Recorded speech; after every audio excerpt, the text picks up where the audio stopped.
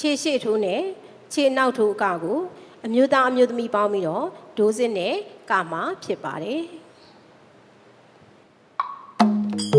ခြေရှေ့ထိုး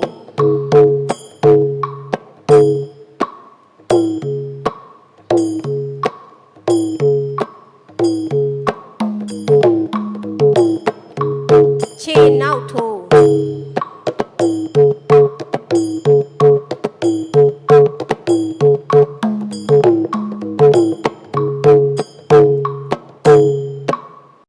ခြေရှေ့ထုတ်အကောက်ကတဲ့အခါမှာမူလကွင်ပုံစံမှပထမစီးတွင်ညာဒုကိုအရှိညာတောင်းသို့မြှောက်ရပါမယ်။ဝါတွင်မူလနေရာသို့ပြန်ထားရပါမယ်။ဒုတိယစီးတွင်ဘယ်ဒုကိုအရှိဘယ်တောင်းသို့မြှောက်ရပါမယ်။ဝါတွင်မူလနေရာသို့ပြန်ထားရပါမယ်။ဒီကကွက်ကိုဒိုးစစ်နဲ့ရှေ့ဝါကပြပါမယ်။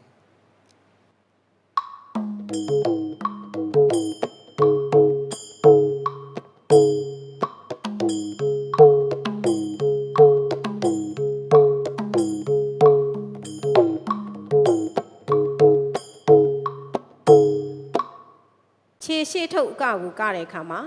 ပထမစီးမှာညာခြေဖနှောက်ကိုညာခြေပြားနေရာသို့ထိုးရပါမယ်ဝါမှာ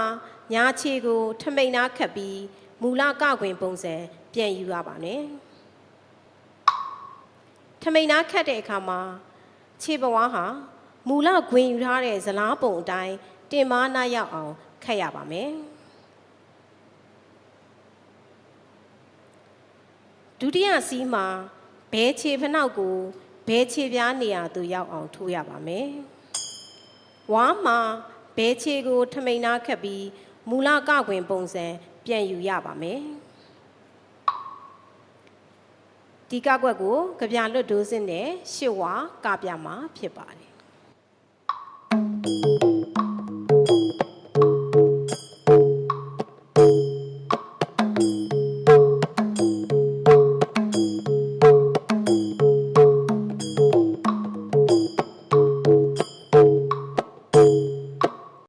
အယုတ်တဲ့ဆင်းအကမှာ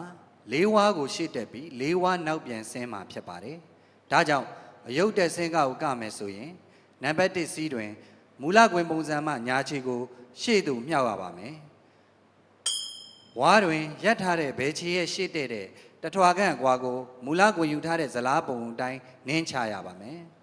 ။နံပါတ်2စီးတွင်ဘဲခြေကိုရှေ့သို့မြှောက်ရပါမယ်။ဝါတွင်ညာခြေရဲ့ရှေ့တဲ့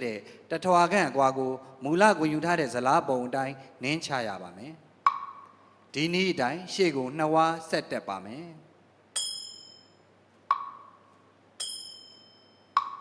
ဒီ၄ဝါဟာရှေ့တက်တဲ့အကဖြစ်ပါတယ်။နောက်၄ဝါကနောက်ဆင်းတဲ့အကဖြစ်တဲ့အတွက်နံပါတ်5စီးတွင်နံပါတ်4ဝါမှာနင်းချထားတဲ့ဘဲခြေကိုရှေ့သို့ပြန်မြှောက်ပါမယ်။ဝါတွင်ညာခြေရဲ့နောက်တဲ့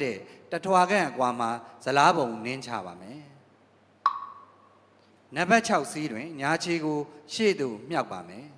။ဝါတွင်ဘဲခြေရဲ့အနောက်တဲ့တထွာခန့်အကွာမှာဇလားပုံနင်းပါမယ်။ဒီနည်းအတိုင်းနောက်ကို2ဝါဆက်ဆင်းရမှာဖြစ်ပါတယ်။နံပါတ်8ဝါမှာမူလခွင်ပုံစံပြန်ယူပါမယ်။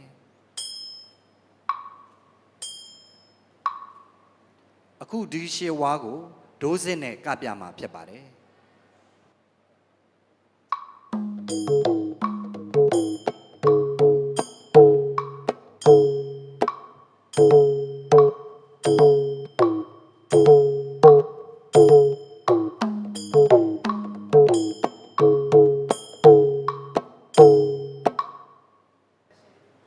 ရုပ်တက်ဆင်းကမှာ၄ဝါရှေ့တက်ပြီး၄ဝါနောက်ပြန်ဆုတ်မှာဖြစ်ပါတယ်ဒါကြောင့်အယုတ်တက်ဆင်းကကိုကမယ်ဆိုရင်နံပါတ်1စီးတွင်မူလခွင်ပုံစံမှညာခြေကိုထမိန်နာခတ်ပါမယ်ဝါတွင်ရက်ထားတဲ့ဘဲခြေရဲ့ရှေ့တက်တဲ့တမိုက်ခန့်ကွာကိုမူလခွင်ယူထားတဲ့ဇလားပုံတိုင်းနင်းချရပါမယ်နံပါတ်2စီးတွင်ဘဲခြေကိုထမိန်နာခတ်ပါမယ်ဝါတွင်ညာခြေရဲ့အရှိတက်တဲ့တမိုက်ကွာကိုမူလခွင်ယူထားတဲ့ဇလားပုံတိုင်းနင်းချပါမယ်ဒီနည်းတိုင်းရှေ့ကို2ဝါဆက်တက်ပါမယ်ဒ ဒီလေးဝါဟာရှေ့တက်တဲ့အကဖြစ်ပါတယ်နောက်လေးဝါကနောက်ဆင်းတဲ့အကဖြစ်တဲ့အတွက်နံပါတ်5စီးမှာနံပါတ်4ဝါမှာနင်းချထားတဲ့ဘဲချေကိုပြန်ပြီးထမိန်နာခတ်ပါမယ်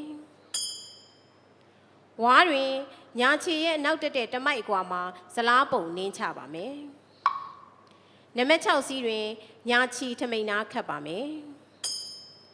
ဝါတွင်ဘဲချေရဲ့အနောက်တက်တဲ့တမိုက်အကွာမှာဇလားပုံနင်းချပါမယ်ဒီနီးတိုင်းနောက်ကိုနှစ်ဝါဆက်ဆင်းပါမယ်နံပါတ်8ဝါမှာမူလခွင်ပုံစံပြန်ယူပါမယ်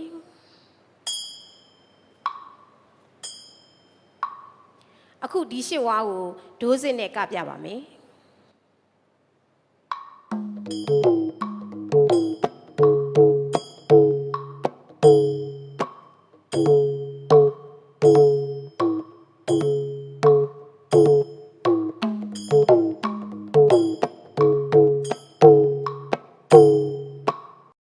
ခြေရှိထုံနဲ့အယုတ်တက်စင်းကနှစ်ကွက်ကိုအမျိုးသားအမျိုးသမီးပေါင်းပြီးဒိုးစစ်နဲ့ကပါမယ်ခြေရှိထုံ